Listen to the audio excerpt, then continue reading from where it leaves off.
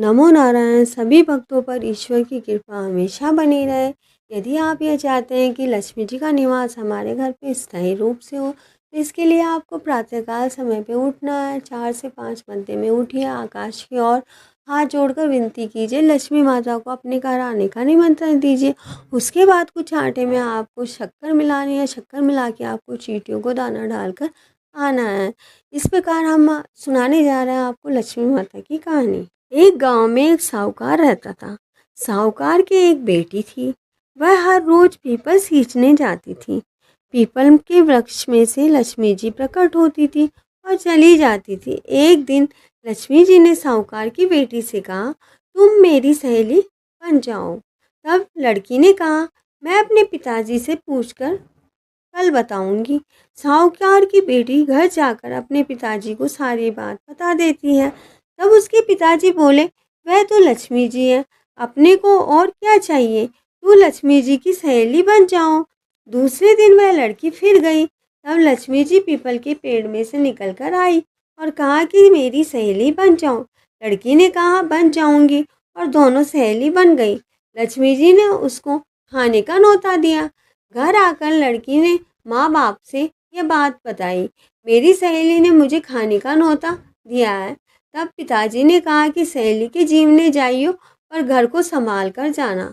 तब वह लक्ष्मी जी के यहाँ जीवने चली गई। लक्ष्मी जी ने उसे शाल दुशाल ओढ़ने के लिए दिया, रुपए दिए, सोने की चौकी दी, सोने की थाली में 36 प्रकार के भोजन कराए। जीम कर वह जाने लगी तो लक्ष्मी जी ने पल्ला पकड़ लिया और कहा कि मैं भी तेरे घर जीमने आऊँगी। तो उसने कहा, आ जाइए। वह घर जाकर चुपचाप बैठ गई। तब पिताजी ने पूछा, बेटी सहेली के यहाँ जीम कर आई हो, फिर क्यों उदास हो रही हो? तो उसने कहा, पिताजी मेरे को लक्ष्मी जी ने इतना दिया है, अनेक प्रकार के भोजन कराए हैं, परंतु मैं कैसे उन्हें जिमाऊंगी? अपने घर पे तो कुछ भी नहीं है। तब उसके पिताजी ने कहा, गोबर की मिट्टी से चौका लगाकर घर की सफाई कर लेना। 4 मुख वाला दिया जलाकर लक्ष्मी जी का नाम लेकर रसोई में बैठ जाना। लड़की सफाई करके लड्डू लेकर बैठ गई। उसी समय एक रानी नहा रही थी। उसका नौलखा हार चील उड़ाकर ले गई और उसके घर में नौलखा हार डाल गई और उसका लड्डू ले गई।